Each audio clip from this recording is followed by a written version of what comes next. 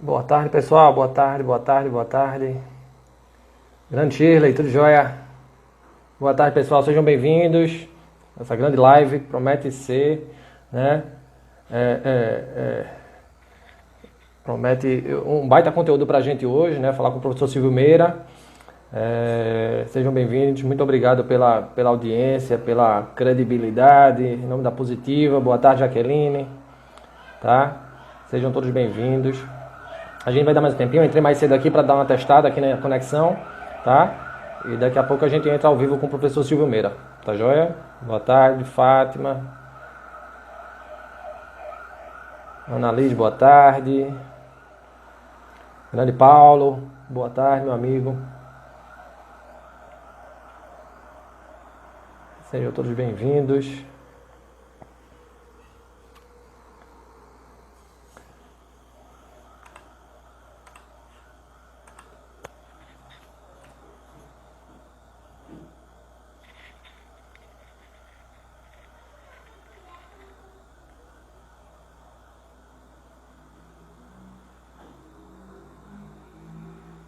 Boa tarde, Rodrigo.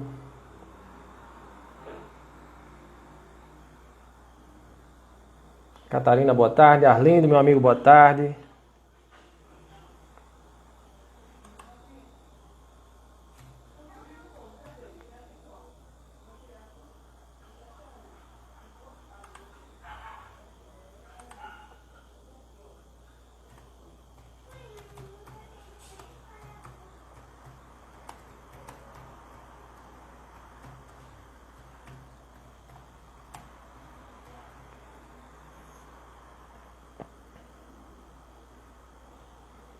Ednei, boa tarde. Gente, a gente vai dar mais um tempo aqui esperando o professor Silvio Meira entrar, tá? A gente entrou mais cedo aqui para fazer teste, certo? Assim que ele entrar aqui na sala, a gente já começa o nosso papo, tá joia?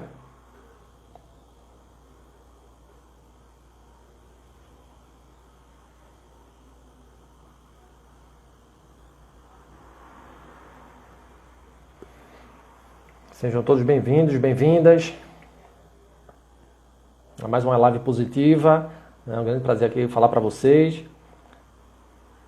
Doutora Cristiana, boa tarde. Professor Roberto, boa tarde. Tudo jóia?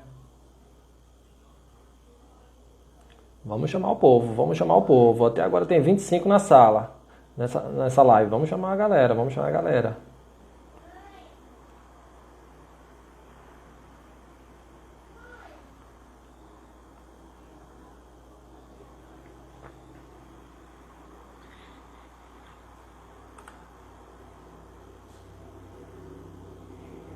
Deixa eu ver se eu faço conexão com ele aqui.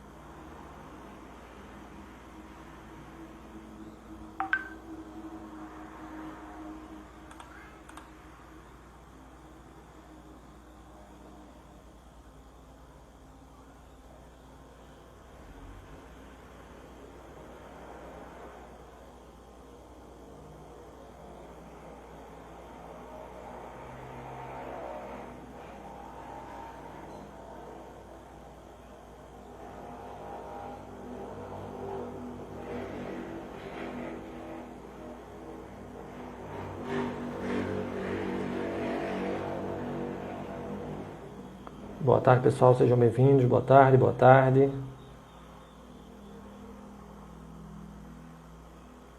Paola, minha amiga Paola, seja bem-vinda. Anderson, bem-vindo. Professor Sérgio também na sala.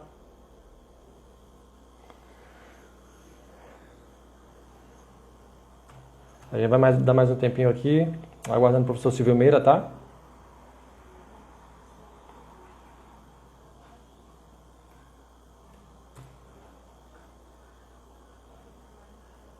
Obrigado, Jaqueline. Obrigado, obrigado.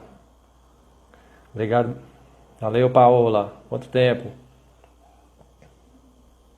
Bete Santana, olá, tudo jóia? Boa tarde. Dorival, boa tarde.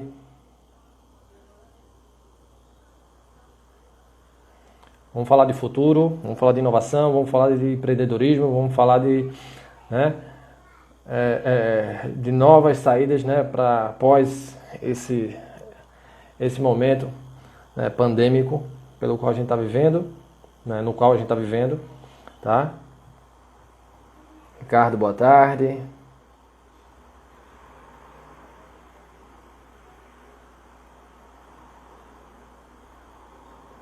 Joia, Sheila, obrigado. Professor Silvio Meira, seja bem-vindo.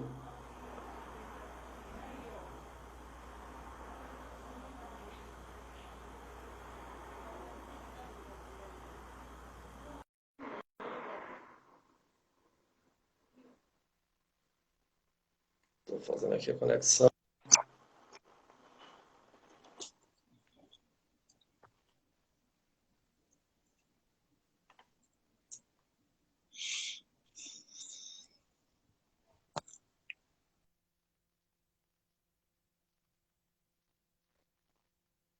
Professor Silvio Meira, boa tarde. Tudo jóia? Tudo bem?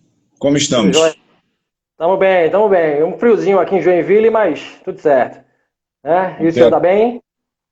tô ótimo, tô ótimo. Aí tá Até aqui, certo.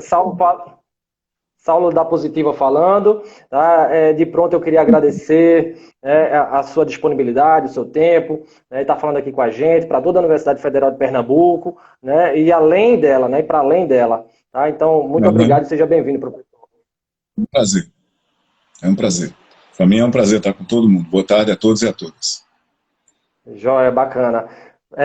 Professor Silvio Meira, antes da gente iniciar, né, a nossa live propriamente assim com a temática que a gente escolheu, é, o que é inovação? É uma pergunta que eu faço aqui sempre para os nossos convidados. O que é inovação? Né? Inovar para quê? Inovar para quem?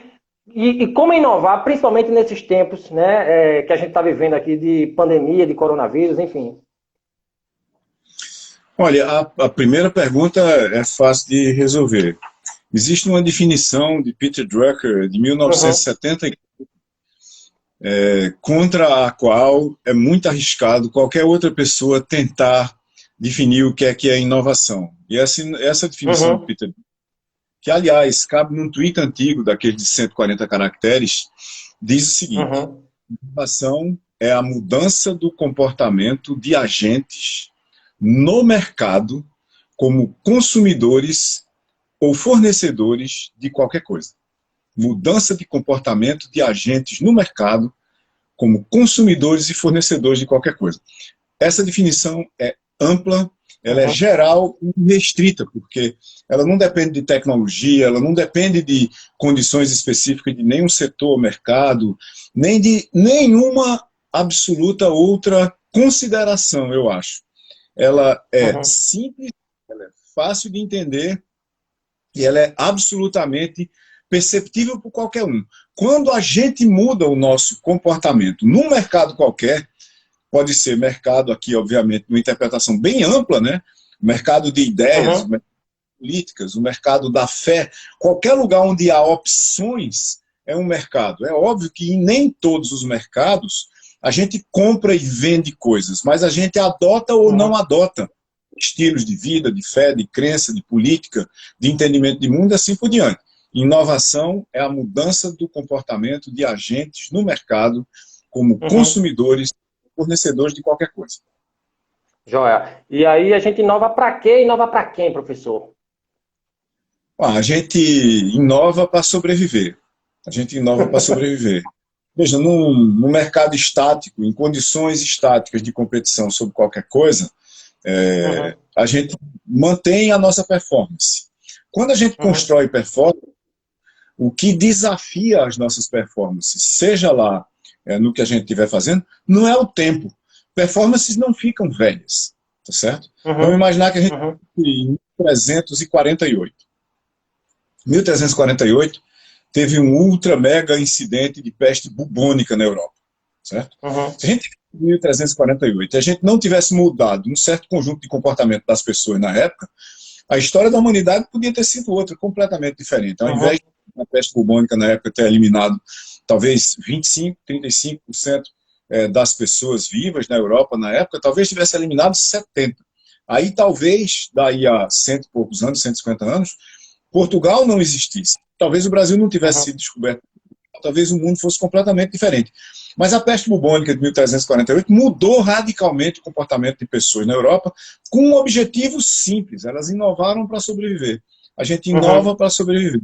Está tudo funcionando, se está tudo bem, se aquele hotel japonês de 1.100 ou de 700 ou 600, em termos de ano, né, que muita gente discute, isso aí continua funcionando, continua tendo clientes. Os clientes estão distribuídos em faixas de idade diferentes. Se as pessoas estão pagando a conta lá, ele vai mudar para quê?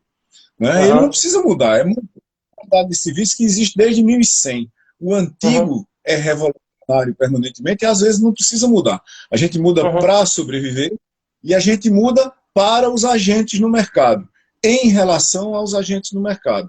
Primeiro, porque eles mudam em relação a gente o tempo todo, né? Os mercados, principalmente os mercados contemporâneos, são digitais. São, mesmo que sejam performances físicas, você produz um produto físico, como esse caderno, meus livros aqui, e tem que entregar em algum lugar, mas hoje ser habilitado pelo digital, na hipótese mais remota, por sistemas de informação, de controle de estoque, dos lugares de onde vieram esses livros. É quase impossível você imaginar uma performance contemporânea no mercado que não seja pelo menos habilitada pelo digital.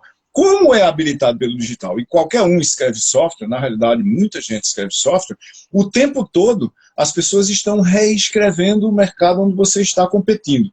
Se eu tenho, por exemplo, uma articulação muito mais ágil, muito mais efetiva, com a minha cadeia de valor de livros, que fornece livros para eu vender, mesmo que seja numa livraria física, é muito mais provável que eu tenha livros que você procura nessa livraria do que uma pessoa que tem uma articulação frágil com a sua cadeia de fornecimento. Isso depende de digital. Então, a gente, compete para sobreviver, obviamente inova para sobreviver em cima da competição, a gente inova para pessoas que demandam resultados da gente, e obviamente a gente inova para o mercado. E em relação ao mercado, que está o tempo todo mudando. Mudando por quê? Porque os nossos competidores estão reescrevendo suas performances. Ao reescrever suas performances, reescrevem comportamentos no mercado. Ao reescrever comportamentos, mudam o mercado. O mercado muda, independente da gente mudar ou não. E hoje ele muda muito mais rápido. Bacana, professor, bacana. Bacana. Seguindo a nossa para a próxima pergunta, né? E a gente está vivendo um momento de pandemia que nos obriga a ficar um pouco mais isolado, né? E aí, na visão de alguns especialistas, duas coisas são patentes, né? A primeira delas é que dificilmente a gente vai se manter da mesma forma, tá? E dois, os novos padrões de comportamento provavelmente serão a confirmação de tendências que já se desenhavam. Sendo a Covid talvez aí um catalisador, né? Aquilo que faltava. Tá? E aí eu faço um link aqui com um historiador, inclusive o senhor já falou isso uma vez, né? Sobre o Eric Hobsbawm, que o Eric diz que o século XX ele de fato começa com o fim da Primeira Guerra Mundial. Né? E, ou seja, é uma manifestação... Ele acaba no Muro de Berlim, o século XX é o século curto. Ele 1910, começa, perdão. Né? Ele vai de 18 a 89 e acaba. Joia. Ou seja, é uma manifestação humana ao invés, né, do apego ao cronológico. Um outro link possível é com a outra fala sua, que o senhor diz que não há nenhuma forma mais rápida de prever o futuro do que ir até lá. O senhor fala isso numa palestra sua. Né? E aí vem as perguntas. Né? A Covid, de fato, crava o início do século XXI, professor? Olha, eu acho que o século XXI começou lá no Muro de Berlim. O século XX com a queda da cortina de ferro, que ali abriu-se toda uma nova era da globalização, certo? Talvez exista uma mudança mais dramática que a gente está começando a perceber agora, que é basicamente o seguinte: se o século XX teve só 71 anos, do fim da Segunda Guerra Mundial até a queda do Muro de Berlim, talvez o século XXI, que começou em 1989, já tenha acabado. Já tenha acabado. Houve um interregno. Entre 89 e 2020, houve internet, smartphones, e-commerce, plataformas móveis, blockchain, dinheiro virtual, houve tudo isso. Houve internet das coisas, uma radicalização do processo de globalização numa velocidade única. Talvez, esses 30 anos tenham sido um século. Talvez agora a gente esteja começando no século XXI. O 22, talvez, né? O 21 de verdade, que é o 22. Talvez uma nova globalização, uma globalização multipolar. A gente se acostumou a viver em eras, né? A era da Inglaterra, a era dos Estados Unidos. Aí as pessoas dizem, bom, agora nós vamos viver a era da China. Não, não vamos viver a era da China. O mundo está muito mais complexo, muito mais sofisticado.